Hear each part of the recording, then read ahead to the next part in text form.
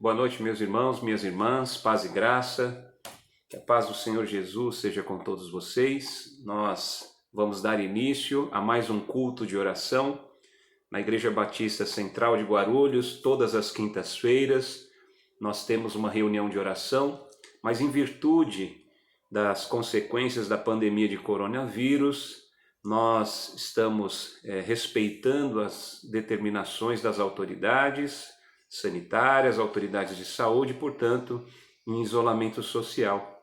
Mas Deus nos concedeu a graça de utilizarmos esse canal de comunicação, portanto, através da transmissão pela internet, nós temos a oportunidade de dar continuidade a essas reuniões de oração. Vamos fazer uma oração, então, neste momento? Nosso Deus e nosso Pai, pedimos Tua graça, pedimos o Teu amor, pedimos a Tua misericórdia. Que o Senhor esteja à frente deste momento, que o Senhor possa nos dirigir, que o Senhor possa tocar em nossos corações e que venha transformar as nossas vidas com o poder do Espírito Santo. Repreenda, Senhor, toda oposição espiritual e alcance, meu Deus, todas as vidas que estão agora ouvindo e assistindo essa transmissão. Que os louvores e também a Tua palavra que será pregada possam tocar profundamente na alma deste homem e desta mulher, redundando na glória do Senhor. É o que pedimos agradecidos, no nome do Senhor Jesus. Amém e amém. Graças a Deus, nós vamos agora adorar o nosso Deus através de cânticos e logo mais estarei de volta com a poderosa mensagem, a palavra de Deus. Boa noite, queridos irmãos. Vamos adorar a nosso Deus e eu quero convidá-los neste momento a cantar conosco só para te adorar. Cantemos todos juntos. Só para te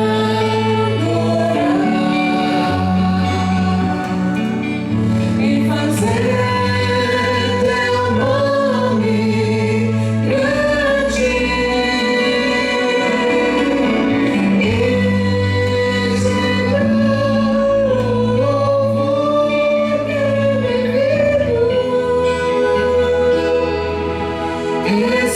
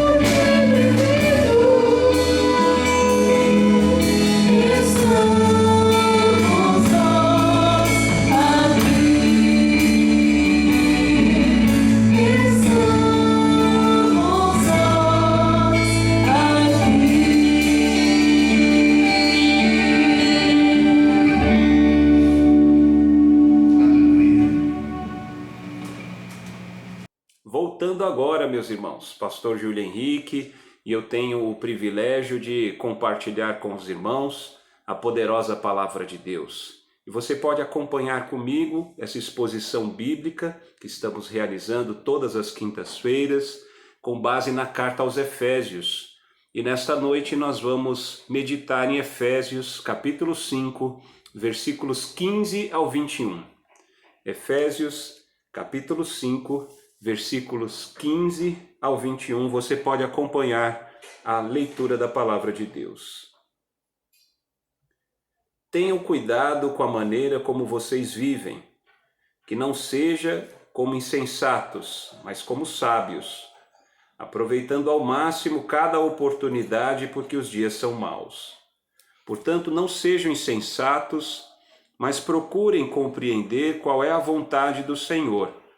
Não se embriaguem com vinho, que leva à libertinagem, mas deixem-se encher pelo Espírito, falando entre si com salmos, hinos e cânticos espirituais, cantando e louvando de coração ao Senhor, e dando graças constantemente a Deus Pai por todas as coisas, em nome de nosso Senhor Jesus Cristo. Sujeitem-se uns aos outros por temor a Cristo. Vamos orar mais uma vez? Nosso Deus e Pai, em nome de Jesus Cristo, pedimos que o Espírito Santo que habita em nós ilumine o nosso entendimento. Que o Senhor traga clareza às verdades espirituais reveladas na Tua Palavra e que eu possa ser usado por Ti nesta noite, em nome do Senhor Jesus. Amém. O título da nossa mensagem é Vivendo com Sabedoria e o texto bíblico nós acabamos de ler, Efésios, capítulo 5, versículos do 15 ao 21. Eu faço uma breve introdução, lembrando aos irmãos que nesse texto o apóstolo Paulo, ele exorta os seus leitores a uma conduta cristã adequada. Ele admoesta todos os seus leitores a agir em conformidade com a sabedoria do alto. Portanto, o apóstolo Paulo, ele trata sobre o testemunho da vida cristã no mundo caído, num mundo sob o efeito do pecado. Espera-se do cristão que ele apresente um bom testemunho de vida. E, para tanto, o apóstolo Paulo vai realçar nesse texto um contraste entre a sabedoria e a insensatez. E Paulo cita 3 atitudes para vivermos com sabedoria. A primeira atitude está no versículo 16, aproveitar ao máximo cada oportunidade. Outra tradução da Bíblia aparece a expressão remir o tempo, isto é, resgatar o tempo, a época, os dias em que vivemos. E o apóstolo Paulo, ele apresenta o motivo pelo qual devemos remir o tempo, ou aproveitar ao máximo cada oportunidade. É porque os dias são maus. Nós vivemos num mundo sujeito à ação ou à influência de Satanás, que é o nosso adversário, o diabo, que é o nosso opositor, o inimigo de nossas almas. O diabo e seus anjos maus, seu séquito, os demônios, o mundo que está sob o poder do pecado, um mundo em absoluta rebelião contra Deus. Por isso os dias são maus. Então, desde a queda registrada lá no texto bíblico de Gênesis, capítulo 3, quando Adão, que era o representante da raça humana, ele desobedece a Deus. É como se Adão houvesse dado o passaporte para que Satanás e o pecado entrassem no mundo. E o que vem sendo arrastado junto com o diabo e com o pecado no mundo em que vivemos depois da queda? Veio o sofrimento, vem a dor, veio a ansiedade, a tristeza, o medo, as dúvidas, vieram trevas, vieram doenças, tragédias, veio a morte. Então, estes são dias maus. A nossa vida ela é muito breve e ela é muito frágil, e ela é acompanhada por esses momentos de dificuldade, momentos de aflição. Então, remir o tempo envolve uma vida com sabedoria. E essa vida com sabedoria, ela ocorre através da prática do bem. Como é que podemos praticar o bem? Primeiro, com relação a Deus, nós devemos adorar ao Senhor.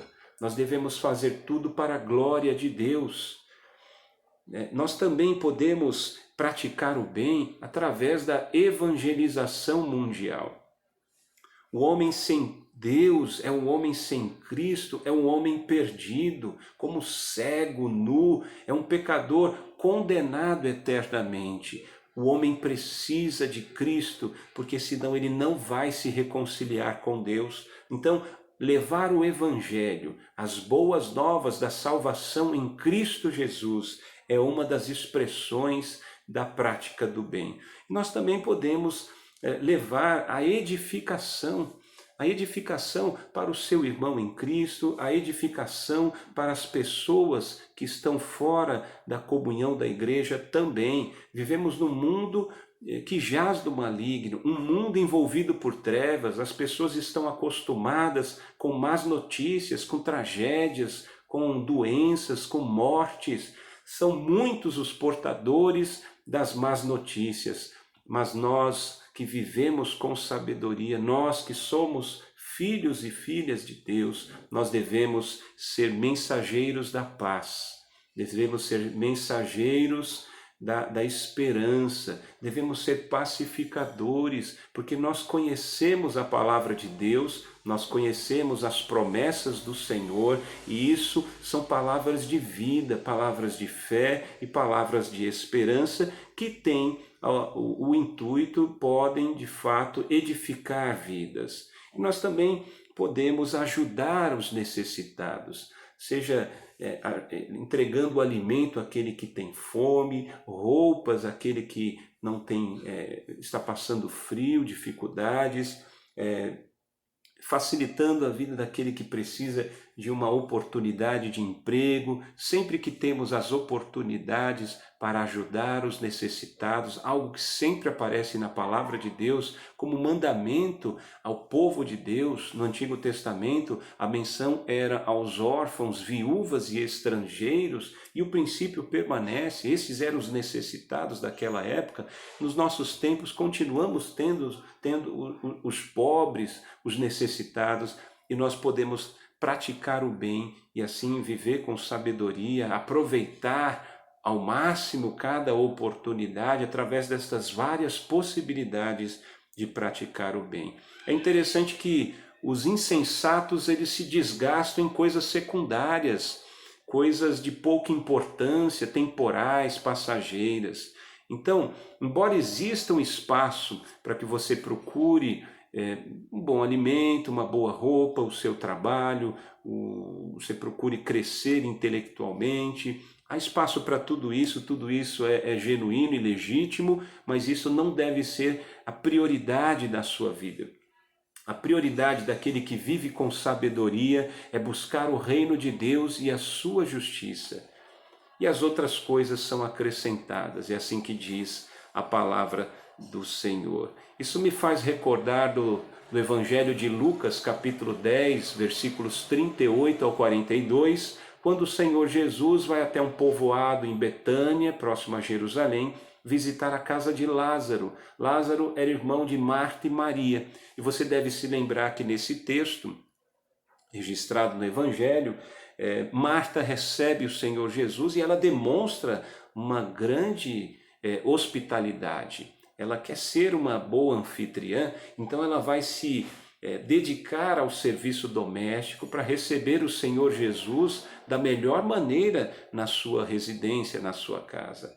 Mas Maria, a irmã de Marta, ela toma uma outra atitude. Ela fica aos pés do Senhor Jesus, ouvindo as palavras de Cristo.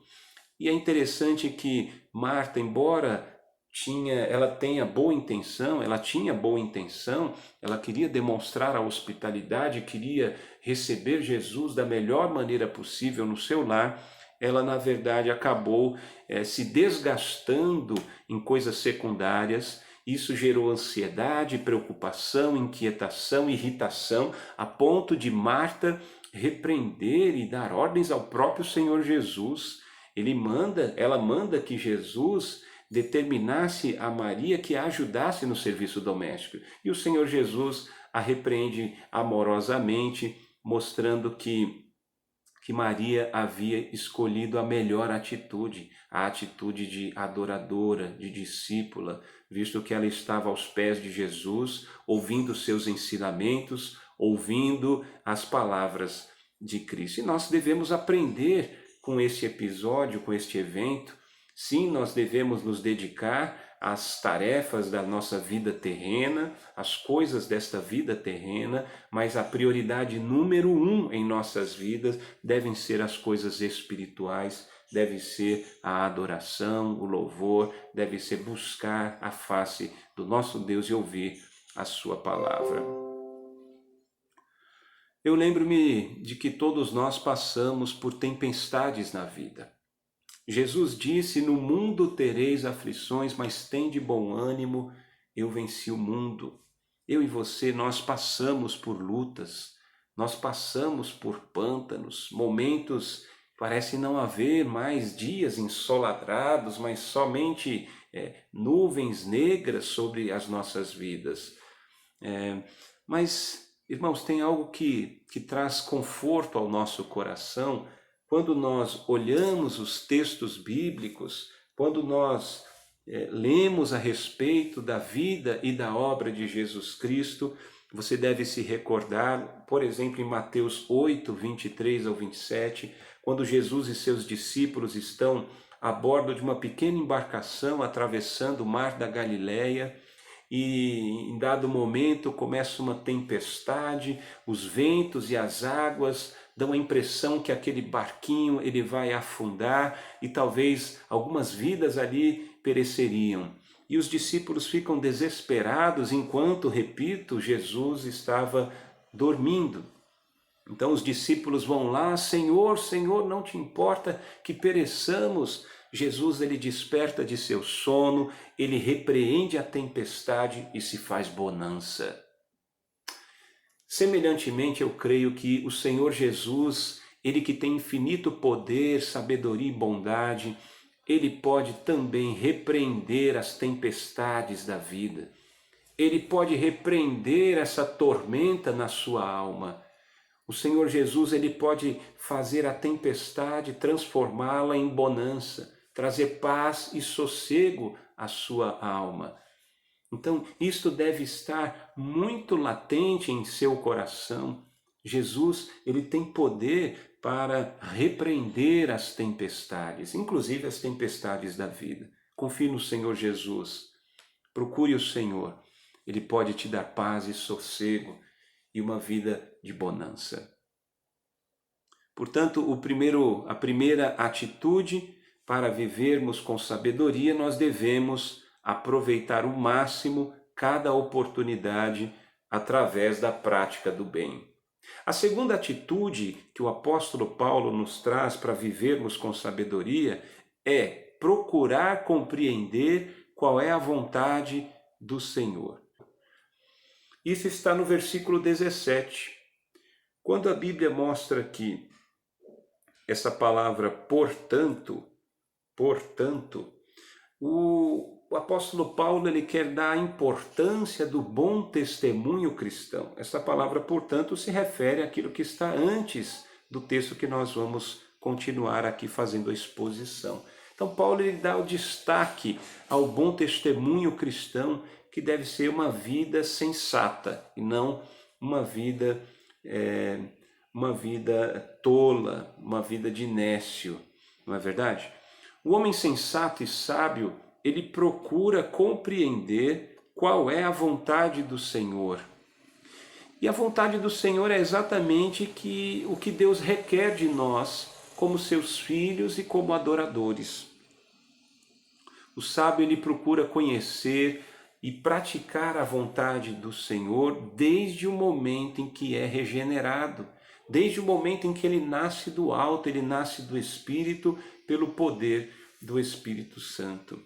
E ele também procura, a partir de sua conversão, quando há um arrependimento sincero, uma transformação radical de sua vida, pelo mover do Espírito no seu ser, e também quando ele confia, ele crê em Jesus Cristo como seu único e suficiente Senhor e Salvador, essa conversão, essa regeneração acaba impulsionando o novo crente, o cristão, a procurar e praticar a vontade do Senhor. E a vontade do Senhor está claramente revelada na sua palavra.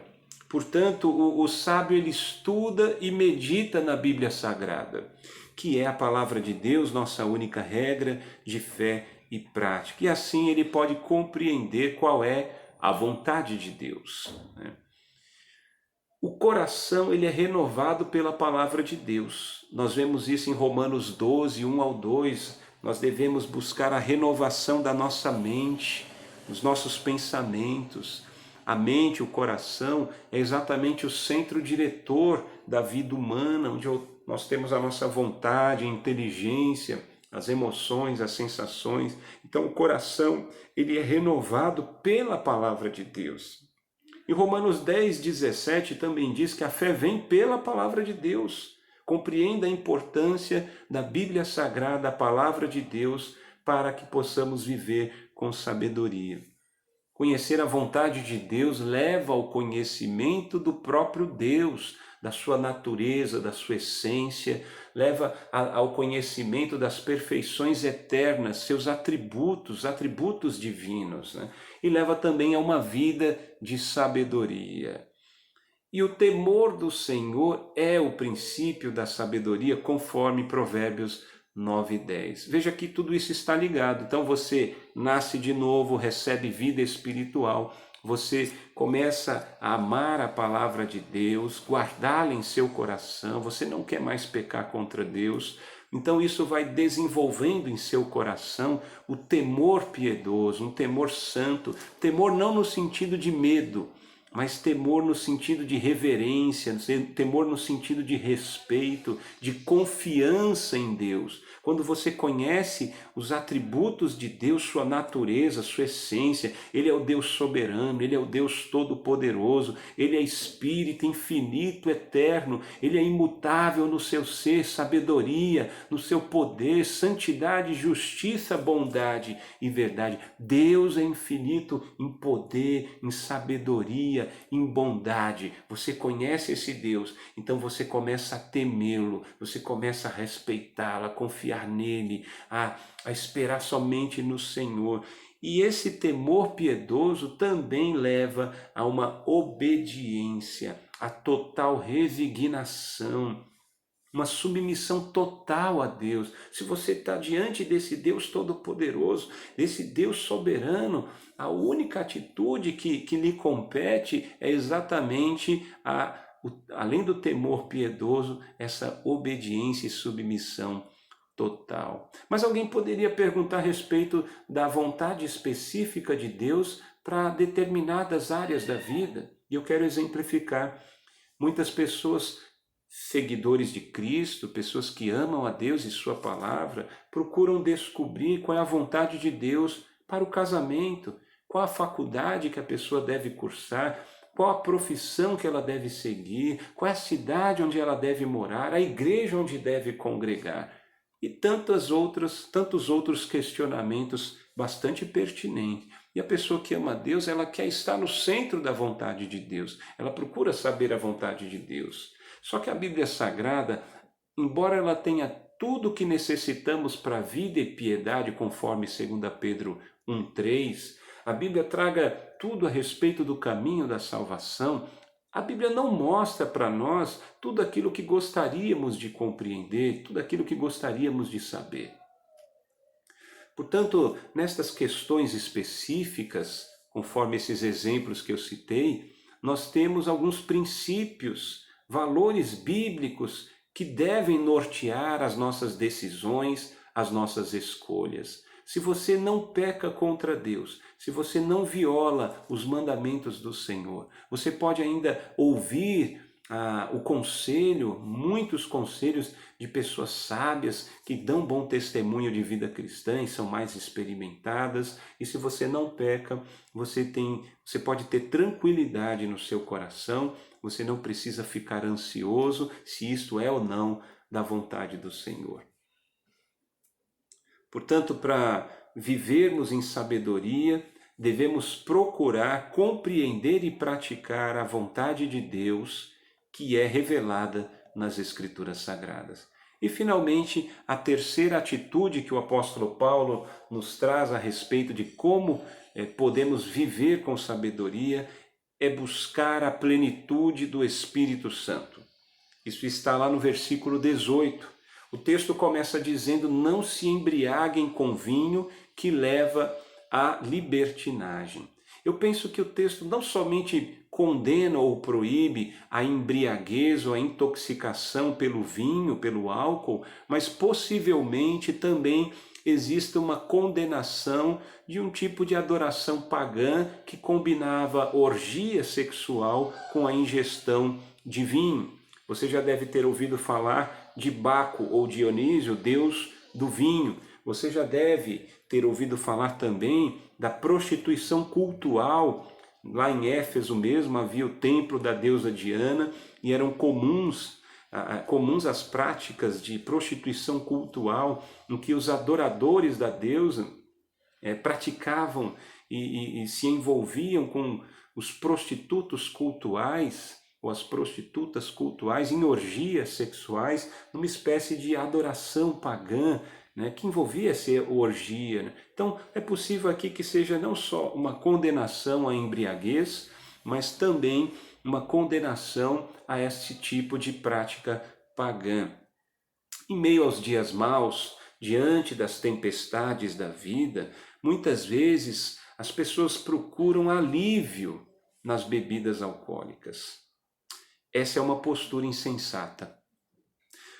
Aquele que vive com sabedoria não vai procurar o alívio da sua dor, o socorro para o seu sofrimento nas drogas, como a bebida alcoólica. Tem outras pessoas também que agem com insensatez e loucura, que buscam socorro em deuses falsos. E eu quero fazer algumas breves considerações a respeito do uso e do abuso do álcool. O álcool em pequenas doses, inicialmente, ele pode trazer até um certo relaxamento, traz até um pouco de prazer, mas nós sabemos que as aflições, os problemas na vida são muito constantes, eles se repetem. Então, quanto mais a pessoa volta a apelar para o álcool, para as bebidas alcoólicas, mais ela está suscetível a desenvolver um tipo de dependência do álcool, o alcoolismo. Nós sabemos que a Organização Mundial da Saúde trata o alcoolismo como uma doença crônica, mas eu quero fazer uma análise sobre o alcoolismo, aproveitando esse texto que condena a embriaguez. Do ponto de vista teológico, bíblico, é bem possível que o alcoolismo ele represente um coração idólatra. É verdade. E veja que no contexto existe essa possibilidade não só da condenação da embriaguez, mas também da questão da idolatria, combinando orgia com a ingestão de álcool. Mas mesmo que seja somente uma menção à embriaguez, à intoxicação pela bebida alcoólica, por que isso de alguma maneira representa um coração idólatra? O homem ele foi criado por Deus para adorar o seu Criador. Mas por causa do efeito do pecado, o homem muitas vezes acaba procurando servir e agradar a criatura ao invés do Criador. Nós vemos isso no Romanos capítulo 1, no primeiro capítulo de Romanos. Então, o homem ele tem um coração idólatra. Ele vai procurar de alguma maneira adorar algo ou alguém. Então, toda vez que você coloca algo ou alguém no lugar de Deus, você se torna o idólatra.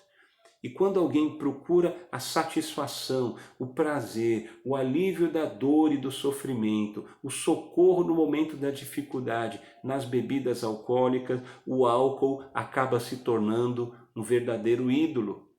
Daí é a manifestação, o alcoolismo é a manifestação de um coração idólatra. É uma situação muito grave, a pessoa precisa de ajuda multidisciplinar, mas do ponto de vista espiritual, assim um desvio de caráter que necessita da ação do Espírito Santo para que haja uma vida transformada. E isso não afasta os cuidados médicos, os cuidados através até mesmo de medicamentos. Mas nós precisamos ter em mente a realidade do nosso coração pecaminoso, nosso coração idólatra. E o pior, a Bíblia diz que ninguém pode servir a dois senhores.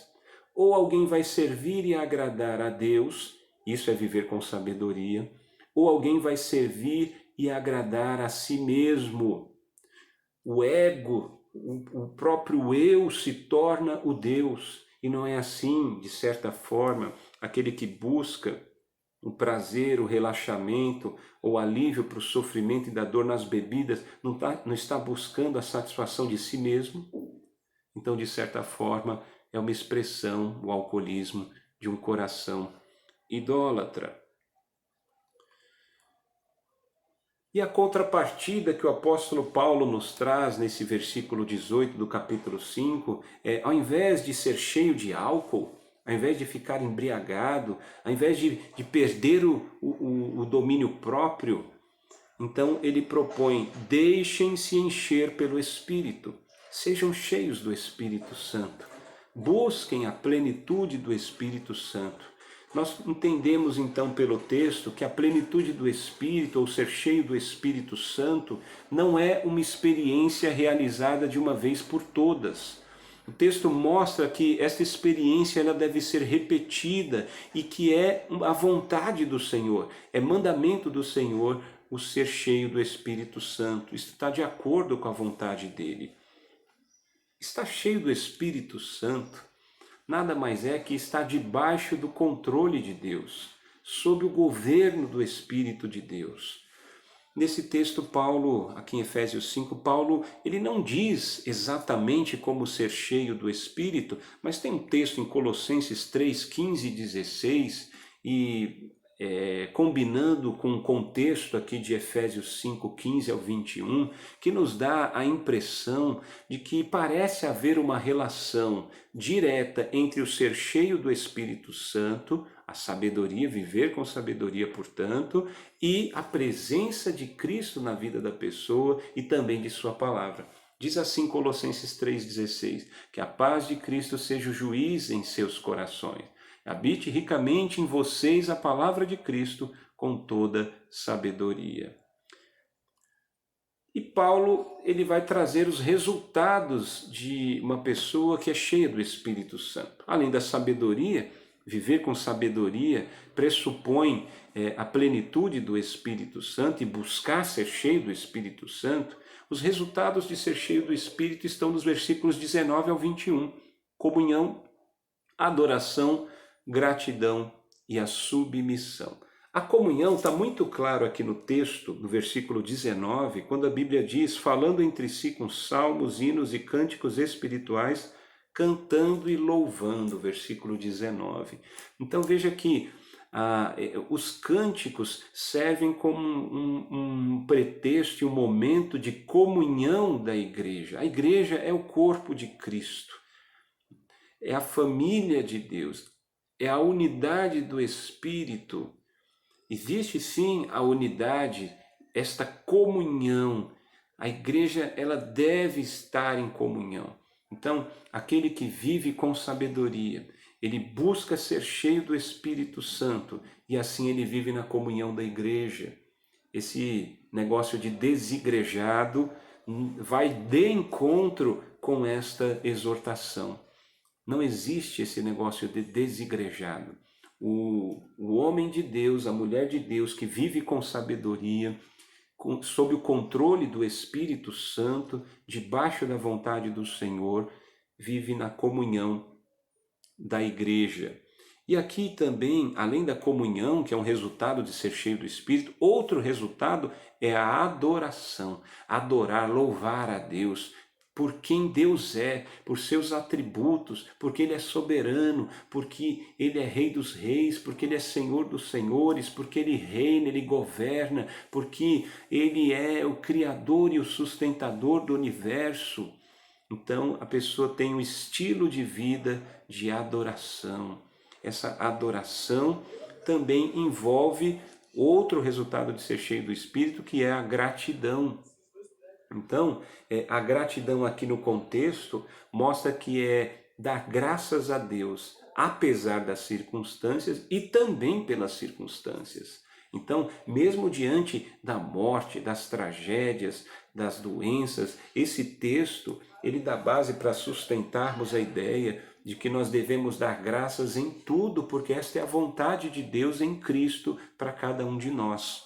E além da comunhão, a adoração, a gratidão, nós temos também a submissão por temor a Cristo. Esse tema vai ser mais desenvolvido dos versículos 22 até o capítulo 6, versículo 9, quando o apóstolo Paulo vai falar da submissão da esposa ao marido, dos filhos aos pais e dos servos aos senhores. A submissão é uma manifestação, é uma expressão de que a pessoa vive com sabedoria, de que ela está cheia do Espírito Santo.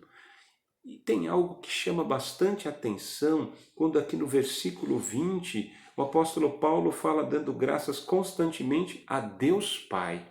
Irmãos, quando aparece a palavra Pai, essa paternidade na relação entre Deus e os seus filhos por meio de Cristo Jesus, isto revela o cuidado e a bondade de Deus. O cuidado e a bondade de Deus. Para vivermos com sabedoria, devemos buscar a plenitude do Espírito Santo, a fim de que Deus controle todas as áreas de nossas vidas, então possamos viver na comunhão da igreja, com estilo de vida de adoração, gratidão e submissão por temor a Cristo. E eu concluo fazendo um resumo de tudo que nós aprendemos, todas as atitudes daquele que quer viver com sabedoria. Para vivermos com sabedoria, nós devemos aproveitar o máximo cada oportunidade através da prática do bem. Você se lembra lá, adoração, evangelização e também a edificação e ajuda aos necessitados. Nós devemos procurar compreender e praticar a vontade do Senhor que está revelada nas Escrituras Sagradas, na Bíblia Sagrada, a Palavra de Deus. E por fim, para vivermos com sabedoria, devemos buscar a plenitude do Espírito Santo, buscar ser cheios do Espírito Santo, a fim de que Deus controle nossas vidas e possamos então viver na comunhão da igreja, com estilo de vida de adoração, louvor, gratidão e submissão por temor a Cristo. Amém? Nosso Deus e nosso Pai, muito obrigado por Tua palavra, te agradecemos por este ensinamento, te agradecemos pelo privilégio que temos de podermos buscar a Tua direção, ouvir a Tua voz. Ó Pai, em nome de Jesus Cristo, queremos viver com sabedoria e, portanto, nós queremos, Pai, remir o tempo, queremos também, meu Deus, fazer tudo o que estiver ao nosso alcance para compreender qual é a vontade do Senhor que está na Tua palavra. E por fim queremos ainda, para vivermos com sabedoria, queremos, Senhor, buscar a plenitude do Espírito Santo. Queremos ser cheios do Espírito para vivermos sob o controle, debaixo do governo do Senhor, e tudo isso para a honra e glória do Teu santo nome. Muito obrigado, te agradecemos em nome de Jesus. Amém. Meus irmãos, minhas irmãs, graças a Deus, que o Senhor continue abençoando a sua vida no nome do Senhor. Grande é o Senhor, muito digno de louvor.